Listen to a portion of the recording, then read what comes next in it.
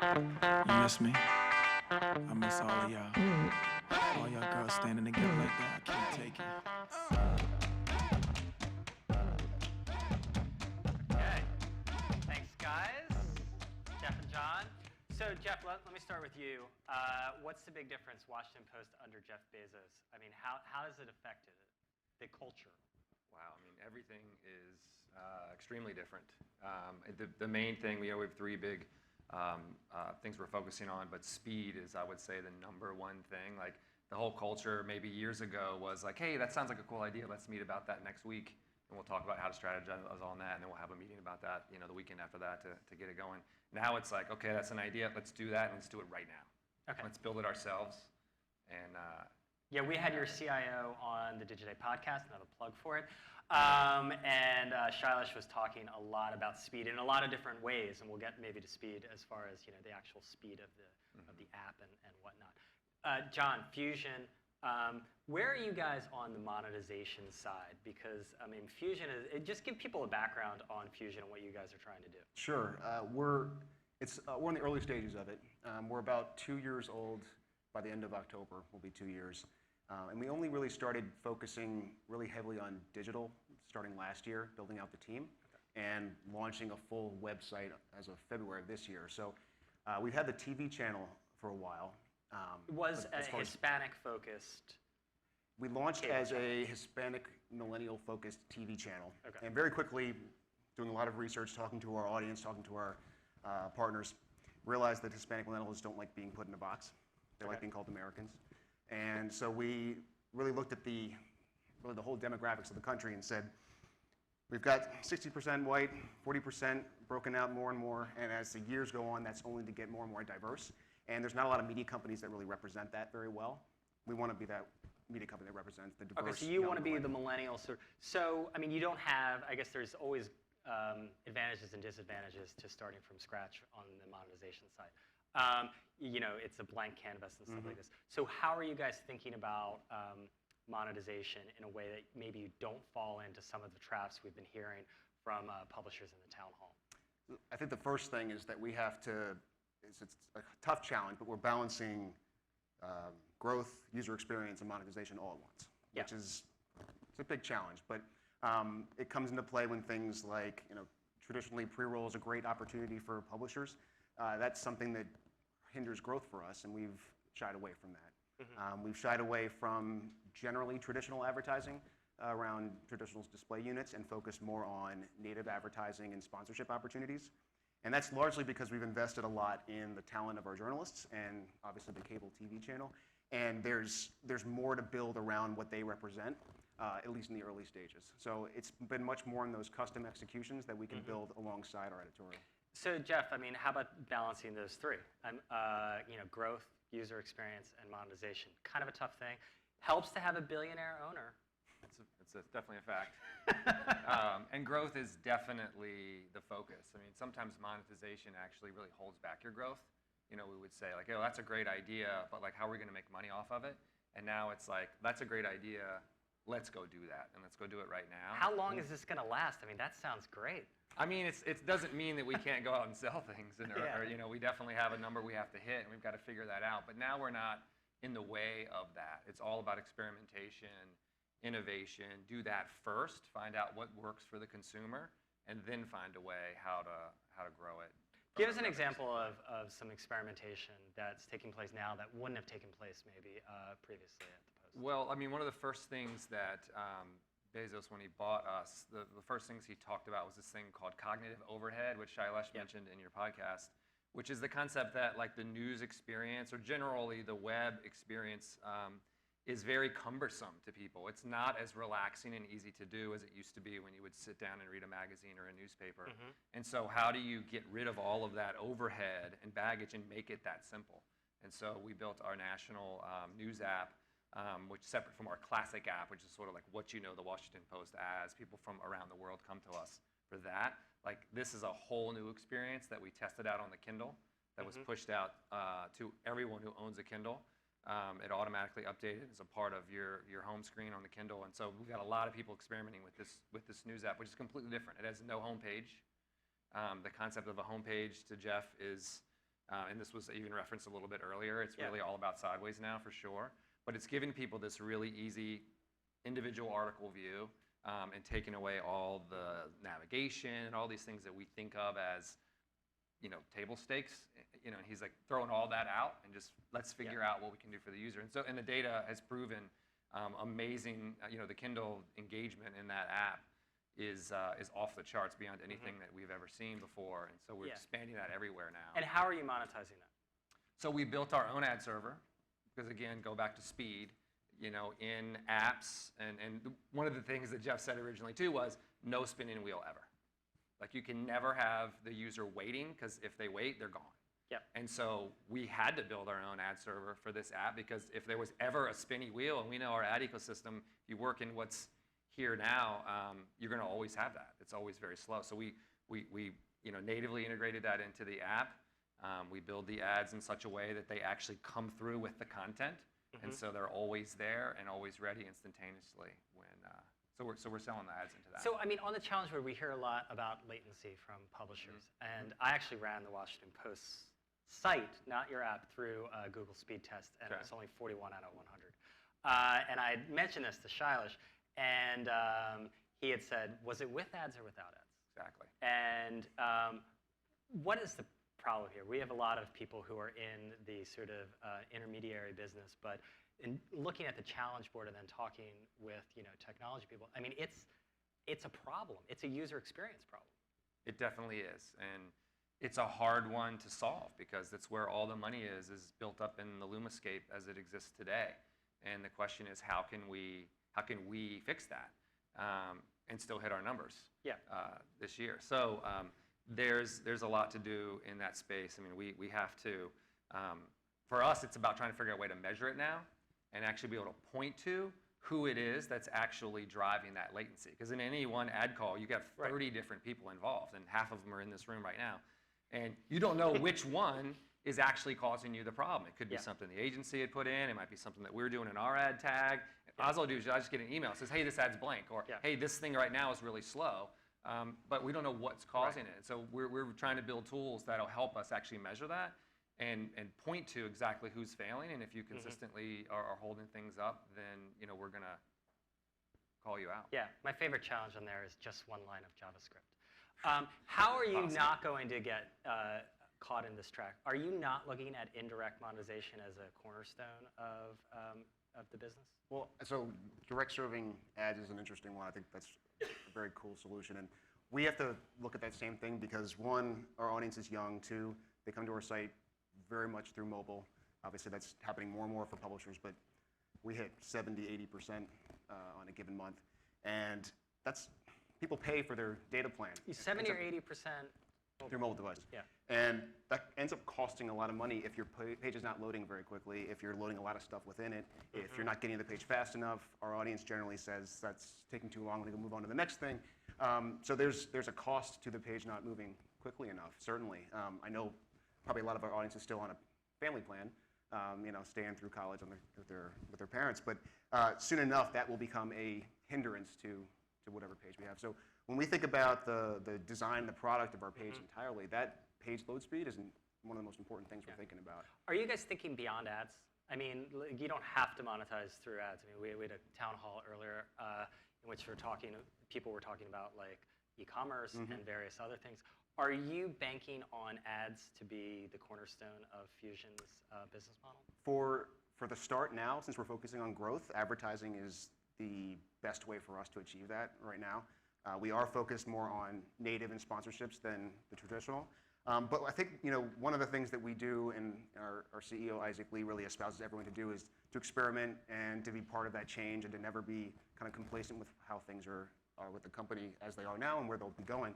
So things like e-commerce and subscriptions, they're all very interesting. I think the challenge that we have with e-commerce, and we look to people in the industry all the time to say who's a great example, and Gawker's doing great things, and Refinery 29 is doing great things, and the Wirecutter is the smallest. These are great e-commerce examples, and you guys have highlighted that many times.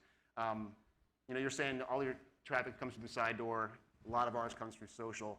When you don't have a homepage and people aren't going to your site for more than content, it's hard to convince them that there's other things to do on your site other than engage with that great content. So we're focusing on really great content and building out the next things after that. Jeff, how about at the Post? I mean, you guys have a really interesting, it finally happened with people having a 6-month, I guess, free subscription who are Prime members, and that will certainly prime the pump.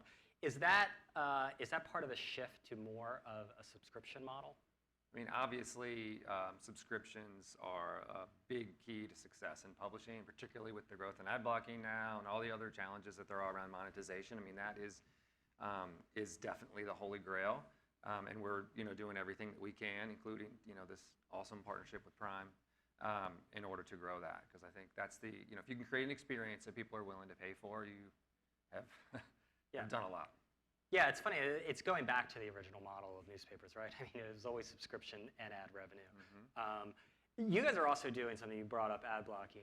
You're running an experiment, and I think a lot of people took it as maybe out of context in that they're like, oh, they're blocking the ad blockers. But you are trying different language, and you're also, in some cases, blocking people who are using ad blockers from getting to your content. Can you talk a little bit about that? Yeah, I mean, there's two things I think around ad blocking. The big one is really focusing on why ad blocking is actually there, right? And what's the root cause of the growth in ad blockers? And then the second thing is experimentation, which is what you've seen that we're doing. But on the first piece, I mean, we all talk about being legacy brands and how loyal everybody is, and we've had a lot of people on stage talk about their 100-year history and all that sort of stuff, and content is king. I mean, ultimately, the consumer is king, and they have complete control. And if you give them experiences that are not optimal, they have choices to go to, right? And so if your site is really slow, they're going to go somewhere else. And ad blocking is a direct relationship to speed. I think as much as intrusive advertising is a problem for them, everybody just talks about how much faster the web experience is. So you think it's not just that people they just don't like ads? You think it's mostly some people are like that, but when you talk to millennials and you talk to young people who are installing ad blockers, that's what I hear most. Yeah. John, I mean, this must be a concern for you guys. I mean, your audience, I would think it would disproportionately affect a site like Fusion that is heavily young users and heavily mobile. Yeah, we've tested it more than once, and it's on desktop. It's certainly a concern. On mobile, as of a couple weeks ago, not that big an issue, but as of yesterday, you look at we were talking about this earlier, the Apple News or the Apple Store. Two of the top 5 selling paid apps are Peace and Purify. Yeah. They're a couple bucks to block anything on Safari. Right. So that's going to change pretty quickly, and it's definitely like a winter is coming moment, no question. Will you block ad blockers? Will we block? Will you block people using ad blockers? Well, I think at our stage, that's our user base doesn't. If they have an ad blocker, they don't want to see that.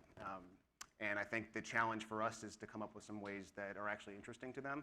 And it's unfortunate because this is there's a theme, the tragedy of the commons, right? So people do things that are supposedly rational. They're going to block an ad. I'm not going to make a difference, but everyone does it, and it brings down an industry or has huge problems for industry.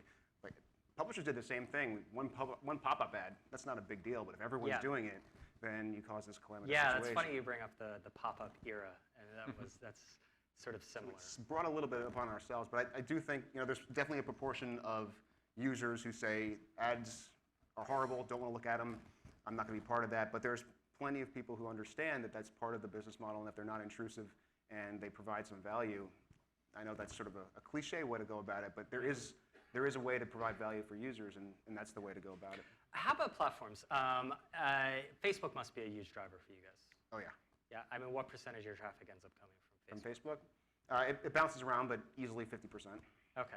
Are you a part of Instant Articles? Are you publishing directly on Facebook? As of right now, no, but it's certainly something that we're interested in. I mean, our whole strategy is wherever our audience is, we want Fusion to be. We're not relying on our site. We're not relying on our cable TV channel. So you're going to do the distributed strategy. Any ideas about how you monetize, or is that just something you figure out later? Well, I mean, part of it is leveraging those much larger partners than we are right now.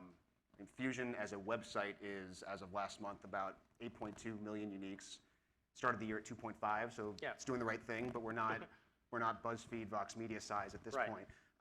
If you can leverage a partner like Facebook and YouTube and Snapchat Discover and going online, Roku, there's lots of real opportunity there that they can help with that and allow us to grow and monetize it that way.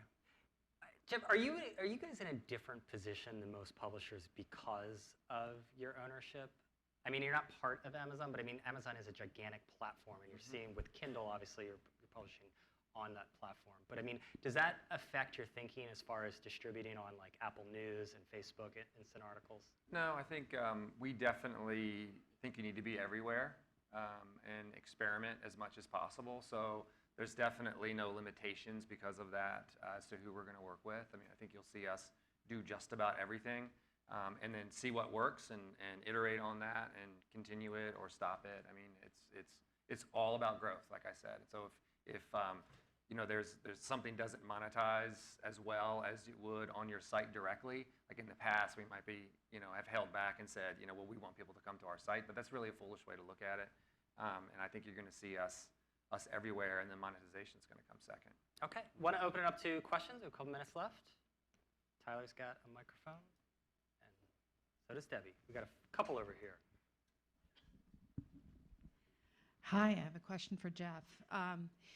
I was at the World Association of Newspapers conference a little earlier this year, and there was a lot of talk about WAPO sharing that back-end infrastructure with other publishers. I'm wondering if you could talk us through that program, what you're thinking, and I do have a short follow-up question. Yeah, I mean, we definitely are diversifying our revenue streams as much as possible, and because we're investing a lot in our own technology, you know, sort of definitely the Amazon way to build it yourself. And so we're doing that, and so when we build tools that work really well for us, the whole plan is then to take that platform out and offer it to other publishers. And there are some who are using the CMS that we built now. That's ARC. Is that what you ARC guys is are the name of it. Everyone needs a fancy name for their CMS these days. Yeah, exactly. And so Shailesh can, and on the podcast, you can listen to a really deep understanding of explanation of what ARC is and how it works. But it's definitely, you're going to see a lot more of it. And we're building a lot of things that are CMS related, but also monetization related that, you know, we'll be talking to you guys about very soon. Okay, and the follow-up is the backbone of the newspaper industry used to be retail, and Amazon has arguably the best retail consumer database on the planet. How can you leverage those two things? And, you know, would that kind of data and back-end information also adhere to the AdOps back-end? It's clearly very valuable data, and I think when Bezos bought us, that was the first thing I thought of. Like, how am I going to get my hands on that data and use it? I would say Amazon holds that data very close to the vest. It is definitely very important, and they certainly would not want to use that too much and abuse that relationship, because ultimately that's the most important one for them. So will you see something? Probably, but can't really say how far that will go at this point yet. Okay, I think we have another question over here. We did. No? Any more? Lost. Okay, anyone else? Someone here? Debbie has, I don't know. There was one, but I think it's, Question? oh, here we go. Oh, sorry. Thanks. What are some of the early results you're seeing from your ad blocking experimentations? I actually don't even know the numbers yet, to be honest. I asked for them this morning, and they're keeping them close. But it's an experiment. I mean, it is definitely not a war that I think publishers are going to win, right? We didn't get into this like we're going to defeat ad blockers. It was an experiment to see what consumers are actually thinking and what offers they might actually want to take us up on in exchange for that value of quality content. And so like one option, like subscribing to a newsletter or you could something just like subscribe that, to a newsletter is what some people got. There was one which is just, you know, whitelist us in your ad blocker so that you're not blocking ads on our site. And another one was pay us our full subscription rate. And so, yeah, there'll be different models coming off of all of those to see if are any of those sustainable or not. Okay, cool. Jeff, John, thank you so much. Thank you. Thanks a lot.